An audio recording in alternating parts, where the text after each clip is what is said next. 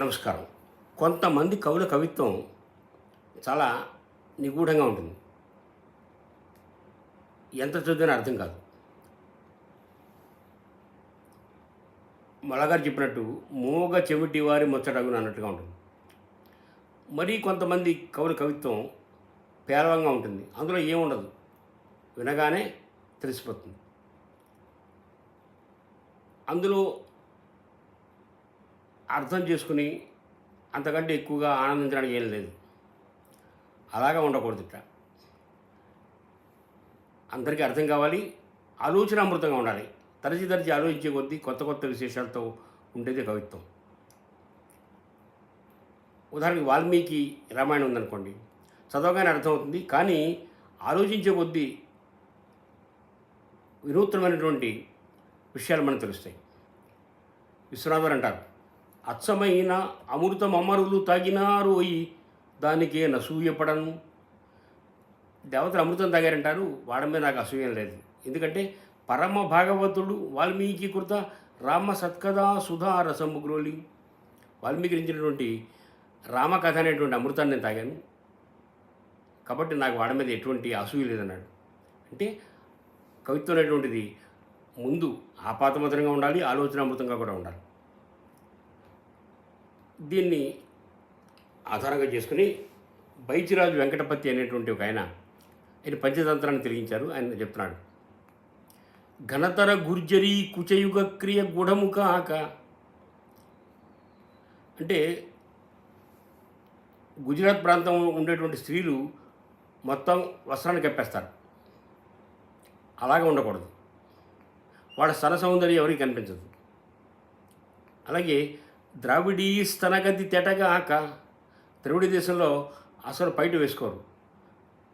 మరి అలాగా ఉండకుండా అరచాటగు ఆంధ్రవధు ఊటి చొక్కపుంచనుగవలీల.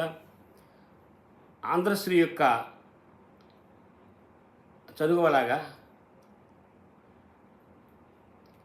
తేటయును చాటుదనంబునుగాక. పై కనిపిస్తూ ఉంటుంది, చాటుగా కూడా ఉంటుంది. ఆ విధంగా చెప్పిన అదిపో కవిత్వం అనిపించు. అలా చెప్తేనే కవిత్వం అనిపిస్తుంది. నగించు అటుగా కయుండినను. అలా కాకపోతే అది నవ్వుల పరవుతుంది. అంటే కవి ఏం చెప్పదలుచుకున్నాడంటే, కవిత్వం అనేటువంటిది పూర్తిగా గూఢంగా ఎవరికి అర్థం కాని విధంగానే ఉండకూడదు. అలాగనే పైకి డబడబలాడుతూ లోపల ఏమీ భావం లేకుండా ఉండకూడదు. కాబట్టి ముందు అందరికీ అర్థం అందుబాటులో ఉండి ఆలోచించే కొద్దీ అమృతాన్ని స్రవించే విధంగా కవిత్వం ఉంటే అది నిజమైన కవిత్వం అంటాడు. లేకపోతే మోగ చెవిటి వారు ముచ్చట అవుతుంది అన్నాడు. అందువల్ల అటువంటి కవిత్వం కవులు రాయాలి. ఎవరికి అర్థం కాకుండా కొంతమంది రాస్తుంటారు.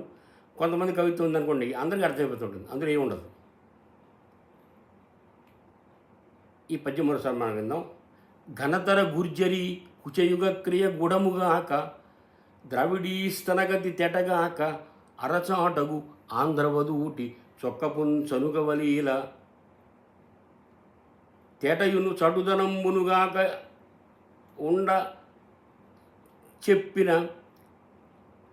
అదెపో కవిత్వం అనిపించు నగించు అటుగాకయుండినను. కాబట్టి ఇంత జాగ్రత్తగా అందరికీ అర్థమయ్యేలాగా, ఎంత ఆలోచించినా ఇంకా అమృతం శ్రవించేలాగా చెప్తేనే అది కవిత్వం అవుతుంది, కానీ లేకపోతే అది కవిత్వం కాదు అని ఆయనకు అభిప్రాయం. అందరు కవులు ఈ విధంగా కవిత్వం రాసేటప్పుడు ఈ విషయాలను దృష్టిలో ఉంచుకొని కవిత్వం రాయాలని కోరుకుంటూ నమస్కారం.